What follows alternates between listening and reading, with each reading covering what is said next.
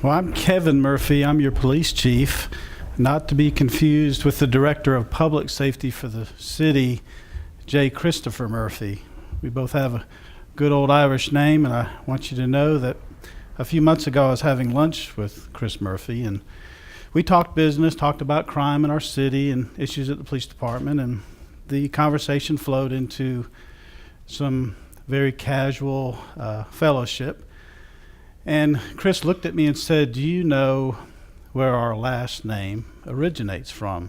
And I'm like, "Well, no, I don't." And I kind of sat forward in my chair thinking, "Oh, right, we're diamond merchants, or we made millions in the fur and silk trade back in the Middle Ages." And he said that the word Murphy originates from spud digger. I was very disappointed. And I got home that evening, and my wife said, "Is there something wrong?" I said, "Yeah, I don't think I deserve you. I'm a spud digger." But you're going to find out very quickly, I'm just a regular guy. Don't let all this gold on this uniform fool you. I'm just a regular person. When you go through the police academy and you're going through various stages of training, when you get certified to carry a taser, they tase you. And it really hurts. And when you get certified to carry mace, they mace you too. And when I stood in line and they hosed me down with mace, and I walked over to get decontaminated, one of the instructors said, "You need to get back in line. It's mace. You didn't get enough mace on you." And the other instructor said, "No, he got a pretty good dose, actually. I don't understand why you are not on the ground screaming in agony." And I said, "Well, I think over the years I've built a resistance up to mace because most of my dates ended with that." So pray for Mrs. Murphy. I thought when we got to the firing range to qualify with our pistols, we were all going to get shot too. So Police Academy is not for the faint at heart.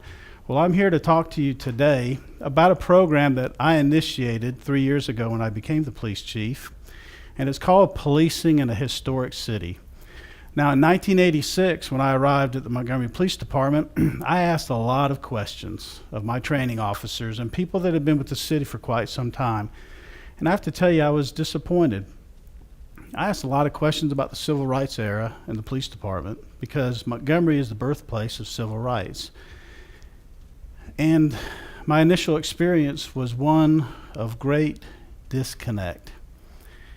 A lot of the old timers, as I called them, did not want to talk about it. And I was very interested in it.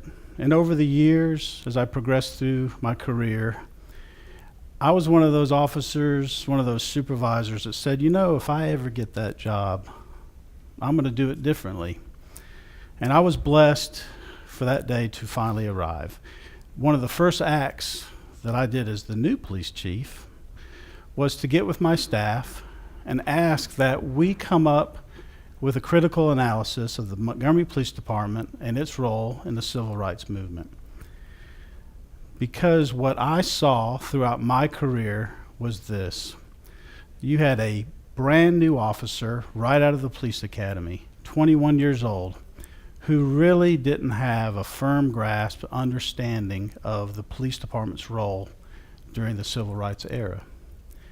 And this young officer, right out of the academy, 21, 22 years old, would get in their car, pull over a citizen, perhaps even respond to a citizen's home, and the citizen kind of resented the officer. There was a little bit of a pushback, there was a little bit of a disconnect of communication between this young officer who was just wanting to serve, wanting to do their job, and the citizen. And so I noticed that the younger officers would get a little defensive when dealing with the citizen who, for some reason or another, of course I knew, why there was some resistance toward this patch. This iconic patch that you see in photographs with Dr. Martin Luther King and his arm bent behind his back as he's being led into City Hall to be arrested. And that iconic image has stuck in the memories of Montgomeryans and all people in the world. I was at a seminar in Washington, D.C. last year, and they showed that iconic photograph in a presentation to law enforcement executives from throughout the country. And I told the person that was presenting this photo, you know, that is our history, it's undeniable. But to many people in the United States, as I would travel around the country, they still saw Montgomery that way. And to really edify that, Colonel Hugh McCall, he's the Director of Public Safety for the state troopers. He and I were having a conversation, and I said, you know, sometimes when I travel and I meet people and I say, hey, I'm Kevin Murphy, I'm from Montgomery, sometimes I would get, oh, you're from there. And Colonel McCall said, you know, it's strange. I've been asked, whether we're in Chicago, San Diego, Philadelphia, New York, some of the places that we travel for chiefs conventions, Colonel McCall said he was asked, do you still attack the people that come across the bridge? Well, for all of us, Colonel McCall's African-American colonel. And in 2013, that image was still etched in the minds and the psyche of people in the United States, people in the world. And so I told Colonel McCall, you know, it's our job, it's our responsibility, our legacy, we owe it to the next generation to change that mindset. So when I became the police chief in 2010 and we set out on this journey, I told my staff, I want a critical analysis, and it's not going to portray the Montgomery Police Department in a favorable light. I don't expect it to.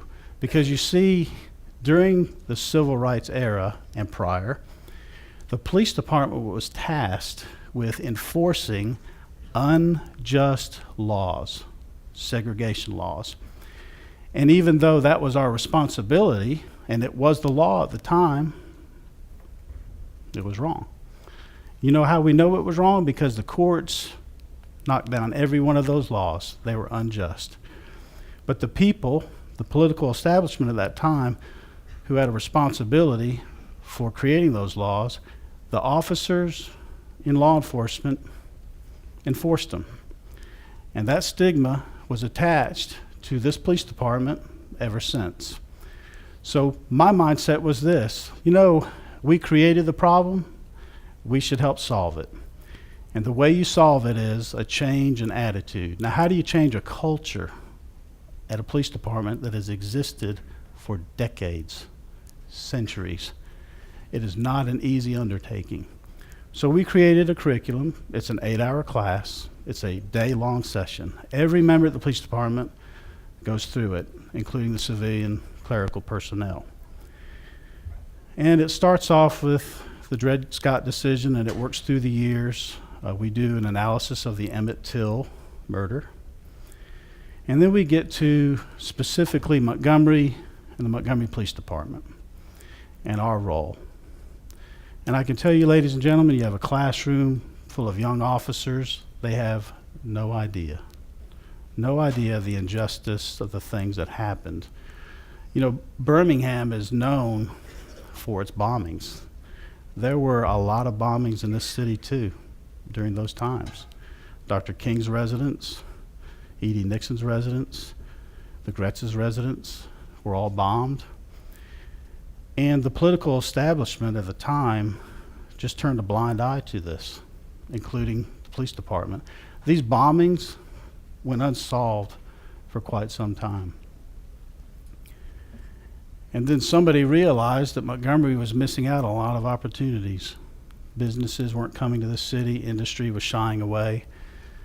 And so all of a sudden, the police department was tasked with solving these crimes. And it wasn't amazing. It should have been going on all along.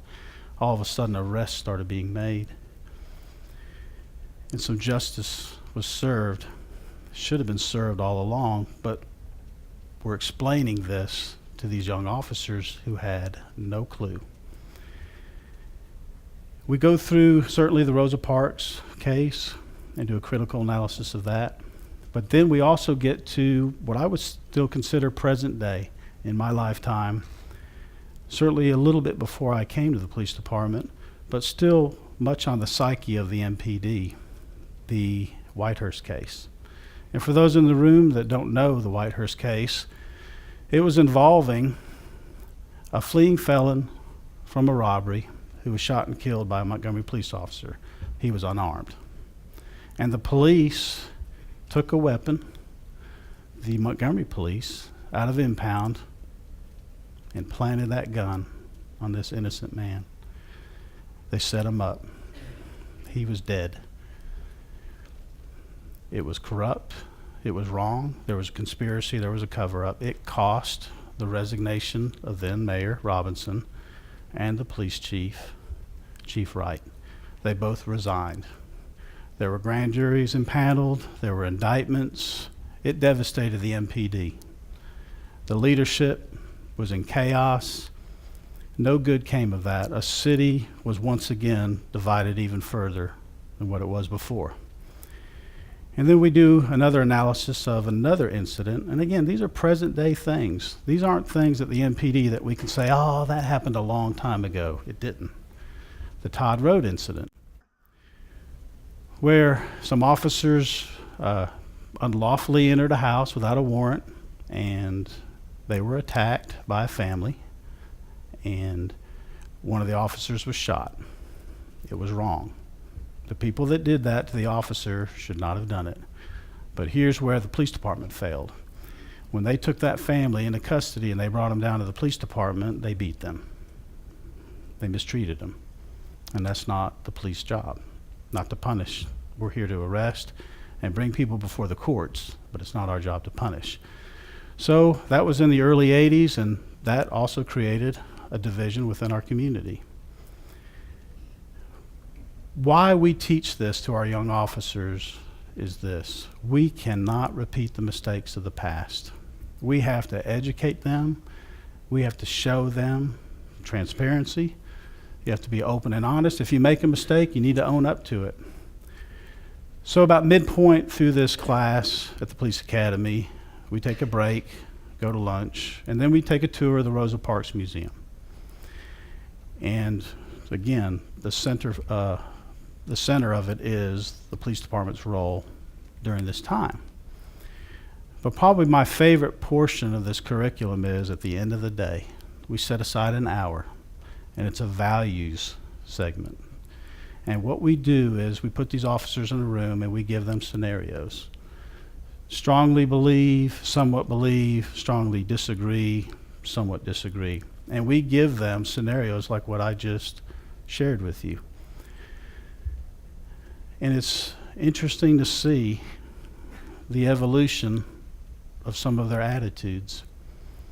And really it touches their hearts. Because, you know, you look at a cop and you see somebody who's supposed to be a figure of authority, which they are, and they are a symbol of strength, somebody that you should rely on. But you got to remember, too, behind that badge is a flesh and blood human being who has feelings, who makes mistakes, who has to make a judgment call. And the right judgment call when you're faced with a really tough situation is to tell the truth. Don't go find a gun and throw it down. Don't abuse somebody that you've just arrested. Now, in the last 3 years, complaints are down. This type of curriculum is something that I feel is very important to the evolution of our city. And we have to face the past. It is a part of us, but we don't have to keep reliving it. Now, the gentleman in Washington, D.C. that showed the iconic photograph of Dr. King, I walked up to him and I said, when I get back to Quantico, to the FBI Academy, may I email you another photo? And he said, sure. What is it of? I said, well, I hope you'll use this photo in future presentations to show a compare and contrast of that picture. That picture's important. It should always be shown. It should be studied. But I'm hoping that maybe you can show this photo and see that the heart of the Montgomery Police Department has changed. And it was a photograph of me giving Congressman Lewis my badge last March. You know, for those of you that don't know about that, and I'm not up here to pat myself on the back, There were no reporters in the room. When I was standing in the lobby and I looked at Chief of Staff Brown, I said, I'm going to give Congressman Lewis my badge and apologize for the police department not protecting the Freedom Riders in 1961. And so when I had an opportunity to stand in front of the congregation, I did that because it's important that the world see that Montgomery's changed. We're not perfect. We still got a long way to go. But I was hoping that perhaps that act of reconciliation and Congressman Lewis, the class act, you know what he said to me? I don't deserve it. I said, well, you deserve it more than any man I've ever known.